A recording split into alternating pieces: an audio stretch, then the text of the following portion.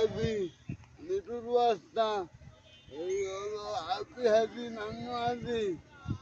আর হলো সাংবাদিক লিটন এরা যুক্তি বুদ্ধি করা আমার তহত ভাইয়ের থেকে আমার জমির দলিল করা লিত ভাই আমার বাপের লেখা জমি আমার তহত ভাই কি করা বিক্রি করে ভাই এই এতদিন আওয়ামী লীগ সরকার আসলো তাহলে আওয়ামী লীগের বল দেখা আমি যেতে যাই ভাই সেটি কোনো বিচার টিচার পাই না আপনি গেলে অনুরোধ আমার তিনটা চোখের মুখের দিক দেখা আমার জমিটা আপনারা ফিরিয়ে দিবেন। এখন আপনারা কি চান? আমরা যে কৃষক আমরা জমি পত্তনলেই মনে করেন 25,000 26,000 টাকা দিয়ে এই দিয়ে আমরা যে ফসল আবাদ করি এই ফসল দিয়ে আমাদের পেট চলে